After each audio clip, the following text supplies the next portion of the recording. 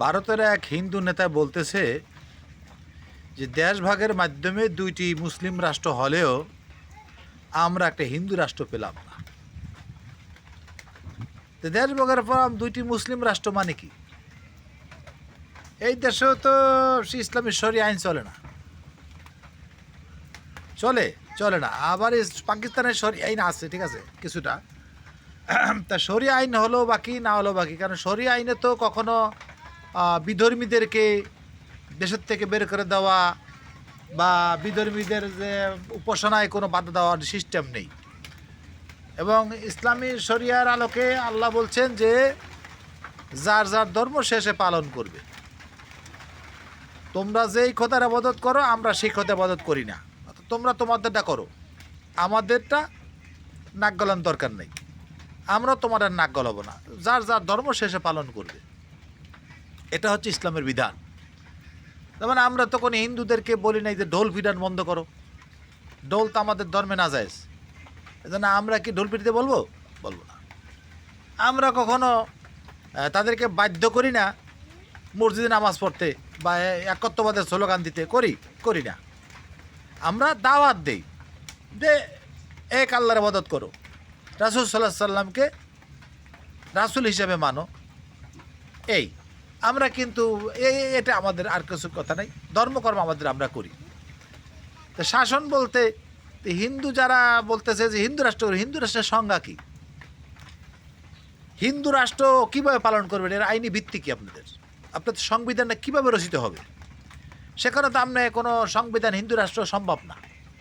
ওইভাবে করতে গেলে তো সমাজ ইসলাম ধর্মে যদি বিচার চালিয়েছে, এখানে গরিব ধনী সবার এক সমান বিচার, এখানে জাত ভেদাভেদ নাই। হিন্দু রাষ্ট্র কীভাবে করবেন? আপনার তো জাত ভেদাভেদ আছে, কীভাবে আপনার নম্র শূদ্র, আপনার ক্ষত্রিয় ব্রাহ্মণ, এই যে চারটি জাত আছে, ব্রাহ্মণেরা এই পৃথিবীর সম্পত্তির মালিক, ক্ষত্রিয়রা হলে শাসন করবে, আর শূদ্র বৈশূদ্র তারা কি করবে? আপনাদের গোলামি করবে এই দুই গ্রুপের। তো এইটা দিয়ে তো আপনি কোনো রাষ্ট্র গঠন করতে পারবেন আধুনিক যুগে, কারণ আধুনিক যুগে তো মানুষ তার অধিকার সম্পর্কে বোঝে। আপনাদের হিন্দু রাষ্ট্রে যারা ভোট দিচ্ছে তারা হলো ধর্মের আবেগের সাথে ভোট দিচ্ছে, তারা আসল তো কাহিনী তারা জানে না। কয়দিন পর তো হিন্দুরাই দেখবেন যে এই যে আপনাদের সংখ্যা কয়জন ক্ষত্রিয় আর যারা যারা ব্রাহ্মণ আছেন, আপনাদের সংখ্যা সর্বোচ্চ 10 কোটিই হবে, কিন্তু 90 কোটি তো আপনার শূদ্র বৈশূদ্রই হবে। তাহলে 10 কোটি 90 কোটি এখন এই আধুনিক যুগে যদি 90 কোটি এই শূদ্র বৈশূদ্র একত্রিত হইয়া যায়, তারা অধিকে সচেতন, সব শিক্ষিত হয়েছে এখন আস্তে আস্তে সমাজ, তাইলে আপনি এই হিন্দু রাষ্ট্র করতে পারবেন না। হিন্দু রাষ্ট্র করলে তো এই যে 90% যে হিন্দু আছে, এরা তো আপনাদের জাতাকলে পড়বে, আপনাদের পদতলে পিষ্ট হয়ে যাবে এরা। হ্যাঁ, এদের কাজ হবে এখানে আপনাকে সেবা করা, আপনাকে পূজা করা, এছাড়া তো কাজ নেই। তো অতএব যারা এই ভোট দিচ্ছে তারা তো না বুঝে দিচ্ছে, মনে করেন মুসলমান গরু খেয়ে ফেলে, আরে ওরা ওর ধর্মে খায়, হ্যাঁ তোমার ধর্মে নিষেধ, তুমি খাইও না, তুমি সম্মান করো, সমস্যা আরাধনা তো করবে না তোমার। আমাদের ইসলাম ধর্মে তো এই যে হিন্দু ধর্মে একসময় সতীদাহ প্রথা ছিল, রাজা রামমোহন রায়, তারপরে এই যে আপনার ঈশ্বরচন্দ্র বিদ্যাসাগর, তারা এই প্রথা বিলুপ্ত করছে। কিন্তু এটা ধর্ম কিন্তু এটা কিন্তু ছিল না, এটা কিন্তু বিলুপ্ত করছে এই এরা। তাইলে এখন এই যে পরিস্থিতিটা, এই সময় এই যে মুসলমান কিন্তু একসময় ক্ষমতা ছিল, তারা কিন্তু সতীদাহ প্রথা বিলুপ্ত করতে পারেনি। কেন করে নাই? বিলুপ্ত করলে বলবো যে এই তারা ধর্মের উপরে আক্রমণ করছে, হিন্দু ধর্মে আক্রমণ করছে, এই জন্য মুসলমান এগুলো বাধা দেয় নাই। দাসদাসী প্রথা যে একসময় সারা পৃথিবীতে প্রচলিত ছিল, মুসলমান দাসদাসী প্রথাকে, দাসদাসীকে মুক্তি দেওয়ার জন্য উৎসাহিত করা হয়েছে। দাসদাসী প্রথা সম্পূর্ণ বিলুপ্ত করেন এই জন্য যে সারা পৃথিবীতে দাসদাসী প্রথা আছে, এটা বিলুপ্ত করলে, মুসলমান যদি বিলুপ্ত করে, বিধর্মীরা তো বিলুপ্ত করবে না, তারা তো মুসলমানদেরকে ঠিকই দাসদাসী বানাবে।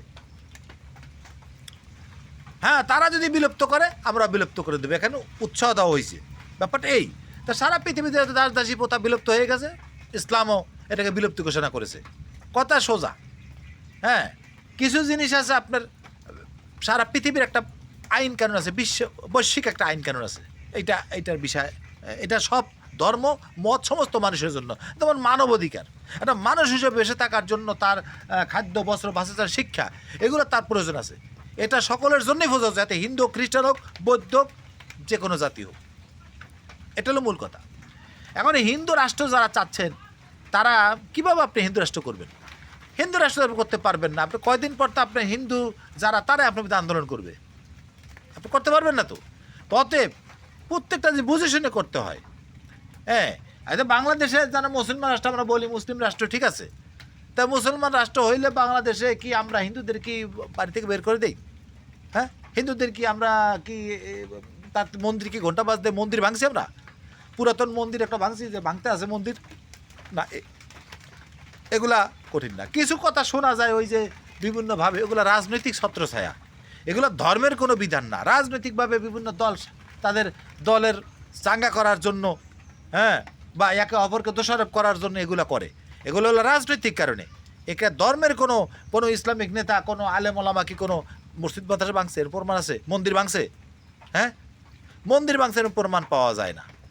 কিন্তু ভারতে দেখা যায় যে হিন্দু কিছু ধর্মগুরু আছে, যেমন হীরাময় গোস্বামী, তিনি ডাইরেক্ট উস্কানি দেয়, আজান হইতে দেওয়া হবে না, এই এই নামাজ প্রকাশ্য নামাজ পড়তে দেওয়া যাবে না। আর সারা পৃথিবীতে মুসলমান, আপনি যদি আপনার একটা জায়গায় পূজা করেন, গাছে পূজা করেন, ওটা তো প্রকৃতি পূজা করেন আপনারা, তো এই প্রকৃতি পূজা মুসলমান কি বাধা দেবে? ইসলাম ধর্মতে বাধা দেওয়ার সিস্টেম নাই। রাষ্ট্র তো আপনাকে এরা বাধা দেবে না, যার যার ধর্ম শেষে পালন করবে। এখানে আমার কি, এই দেশে কত প্রকৃতির পূজারি আছে না? এই হলো কথা। মুসলমানদের সাথে সাংঘর্ষিক হলো নাস্তিকদের সাথে। নাস্তিকদের সাথে তার সকল নাস্তিকদের সাথে না, যে সমস্ত নাস্তিকেরা আমার ধর্মের উপরে আঘাত করে তাদের বিরুদ্ধে আমার অবস্থা। সেটা আমার ধর্মের ছেলে যদি আমার ধর্মের বিরুদ্ধ করে, বা সে যদি আমার ধর্মকে কটাক্ষ করে, তাকেও ছেড়ে দেওয়া হয় না। এটা কিন্তু হিন্দু আর মুসলমান না। হ্যাঁ, কত হলো নাস্তিকদের সাথে আমাদের সংঘর্ষ আছে, কারণ নাস্তিকেরা আমরা মেনে নেই না। হ্যাঁ, কিছু আছে নাস্তিক যেমন আল্লাহকে বিশ্বাস করে না, রাসূলকে বিশ্বাস করে না, তে তার মতো চলে। এখানে তো আমরা বিশ্বাস চাপাই দিতে পারি না তার উপরে। বিশ্বাস করে তার বাবার কত ওয়াজ নসিহত চলছে, সে যদি বোঝে যে আল্লাহ আছে, বাস এনাফ। আর সে না বোঝে তার মতো সে চলতে থাকুক, পরকালে সে জবাব দিয়ে করে আল্লাহর দরবারে। এটা হলো মেন কথা। কিন্তু সে যদি, যেখানে লক্ষ কোটি কোটি মানুষ একটা অনুভূতিকে পালন করে, একটা ধর্মীয় যে সৃজনশীলতা, যেই আধ্যাত্মিকতা লালন করে, সেইটার বিরুদ্ধে যখন আপনি উল্টাপাল্টা বক্তব্য দিয়ে আমাদের আঘাত করবেন, তখন তো আপনাকে ছেড়ে দেওয়া হবে না। মূল কথাই, সে হিন্দু হোক আর খ্রিস্টান হোক আর বৌদ্ধ হোক আর মুসলমানের সন্তান হোক, কেউ ছেড়ে দেওয়া হয় না। ইসলাম এটাই শিক্ষা দেয়। কারণ অন্যায়ের বিপক্ষে হলে সরাসরি ইসলাম কাজ করবে, অন্যায়কে কখনো মাথা ব্যথা ইসলাম নিবে না। তার প্রমাণ এই যে যারা এই যে ইংরেজদের তাড়াইছে, আপনার ভারতবর্ষে যারা এই যে ভারত পাকিস্তান বাংলাদেশ একটা রাষ্ট্র ছিল, ইংরেজদের তাড়াইছে কারা? যুদ্ধে নেতৃত্ব দিচ্ছে কারা? মুসলমানেরা। এটা তো ইতিহাস স্বীকৃত। হ্যাঁ, 90,000 মুসলমান, 90,000 যোদ্ধার মধ্যে 60,000 62,000 মুসলমান। ব্রিটিশ ভারতের সাথে এই সংঘর্ষে যারা প্রাণ দিছে যে বীর যোদ্ধারা, এর মধ্যে 90,000 যোদ্ধার ভিতরে 62,000 মুসলমান। তাইলে আপনাদের সংখ্যা কয়জন? এটা বুঝতে হবে। এখন এই কথাটা আপনাদের মাথায় রাখতে হবে যে আসলে ও স্লোগান ধর্মের দেওয়া যায়, কিন্তু আপনার ধর্মবিধান দিয়ে তো আপনি এই কাজ করতে পারবেন না। সম্ভব না হিন্দু রাষ্ট্র করা। আপনি করতে পারবেন, কিন্তু আপনি টিকাইতে পারবেন না। দেশের যে আপনাদের যুবক সমাজ সচেতন হয়েছে, নারীরা সচেতন হয়েছে, আপনি যে হিন্দু রাষ্ট্র, এখন ওরা তো তালে তালে নাচতে আছে। যখন আপনি পাশ করে হিন্দু একটা সংবিধানে আওতায় হিন্দু রাষ্ট্র করতে পারবেন, তখন আপনি যখন এই আইন চাপাই দিবেন যে আমাকে 2 গ্রুপের তোরা পূজা কর, সেবা কর, তোরা গোলাম, আমাদের কাজ করবি, তোরা জীবন ভর, কোনো মুসি চারাল দোপার ছেলে শিক্ষক হইতে পারবে না, কোনো মুসি চারা দোপার ছেলে অফিসার হইতে পারবে না, তখন এরা তো আন্দোলন নেমে যাবে। তখন আর বুঝতে পারবে যে আসল উদ্দেশ্য কী, ওরা ধরা খাইব। অতএব যা করেন বুঝে শুনে করেন। হ্যাঁ, তা আমি সাধারণ হিন্দু যারা আছেন, সাধারণ হিন্দু যারা এই ক্ষত্রিয় এবং ব্রাহ্মণ, তারা কিন্তু খুব চালাক। তাদের বুদ্ধি, নিরামিষ ভুজি, কারা নিরামিষ খায়, নিরামিষ মাথা ঠান্ডা থাকে, কিন্তু এরা যোদ্ধা হয় না। নিরামিষ ভুজিরা যোদ্ধা হয় না, কারণ মাথা ঠান্ডা, এরা বুদ্ধি দেয়। কিন্তু যুদ্ধের মুখে কিন্তু আপনার টিকতে পারবেন। নম্র শূদ্র বৈশূদ্র এরা কিন্তু মোটামুটি আমিষ খায়।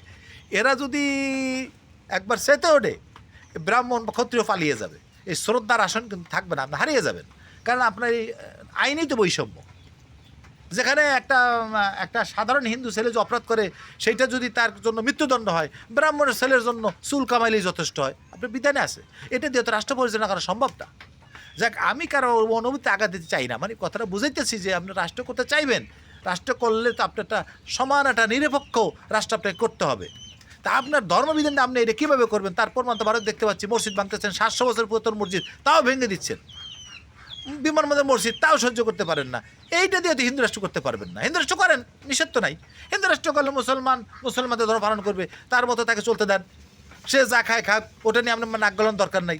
আপনি তো সেটা পারেন না, এইটা তো আপনি পারেন না। আপনি তো তাহলে হিন্দু রাষ্ট্র করতে মানা করছে কি? আপনি করেন, কিন্তু আপনার তো বিধান এটা নয়। আপনি তো খালি মুসলমানদের ওই কর খা, মুসলমানের করে খা, মুসলমানে খাইব কা, গরু খাইব কা, এই তো সমস্যা। আরে মুসলমানকে অপরাধ সারা পৃথিবীতে সবাই খায়, তাদের জন্য কী বিধান আপনার বলেন? এরা ধরবেন না তো। এরা তো আর আপনার দেবীরে খাইয়ে ভালো হয় না। আসলে এরা তো আর একটা প্রাণী, এর দুধ দেয়, সৃষ্টি করছে আল্লাহ, দুধ খাইতে দিছে, এরা খায়। প্রাণী লালন পালন করে, বাস এটা কী করবে? এটা ষাঁড় গরু আর গাই গরু মুসলমান তেমন একটা জবাব দেয় না। বিপদে পড়ে যায়, যদি একটা সমস্যা পড়ে যায় বা ওটা বাচ্চা কাচ্চা হয় না, তখন এটা বেশিরভাগ খায়। আর বেশিরভাগ করে ষাঁড় গরুটা কী করবে? ভালাই দিব।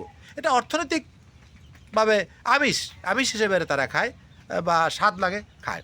এরা আপনার ধর্মতে আঘাত করার জন্য এরা খায় না, যে এটাকে মা খাইয়ে ভালাইলাম, আপনার গায়ে লাগে দেবে বাপ, আপনাকে মা বাপ খাইয়ে ভালাইলাম। আসলে এই জন্য তারা খায় না।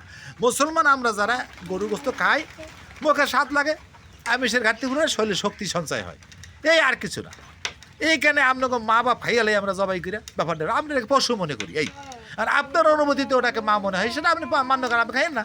আর আপনি বিক্রিও করেন না, আপনি ওটা পালেন, বসে বসে খাবার, ওর ভালো করে ঘর দুয়ার বানান, বিল্ডিং করেন তাদের জন্য। এটা তো আমরা নিষেধ করি না। হ্যাঁ, তো যাই হোক, বুঝে শুনে কাজ করতে হবে। কেন আমরা মুসলমান হিন্দু বলে ঝগড়া করবো? যুগ যুগ ধরে আমার হিন্দু অনেক বন্ধু বান্ধব আছে, অনেকে যারা একসাথে লেখাপড়া করছি, এখনও তাদের সুসম্পর্ক আছে। দেখলে তারা আমাকে খাওয়ায়, আমি তাদেরকে খাওয়াই, বাজারে উঠলে চা পানি। এটা তো একটা সমন্বিত মানবতা, মূল্যবোধ। এইখানে তো আমি এখানে তো এইভাবে হিন্দু মুসলমান মানে অর্থাৎ এই আপনার বাজাবাজি করার তো কোনো কারণ আমি দেখি না। তবে এগুলো কেন করেন? এগুলো যেই করেন, যে মুসলমানরা যদি এভাবে হিন্দুদের ধর্মকর্মে বাধা দেন, আমি সেটারও বিরোধিতা করি, কারণ তাদের অধিকার আছে। হ্যাঁ, মুসলমান কি করতে পারে?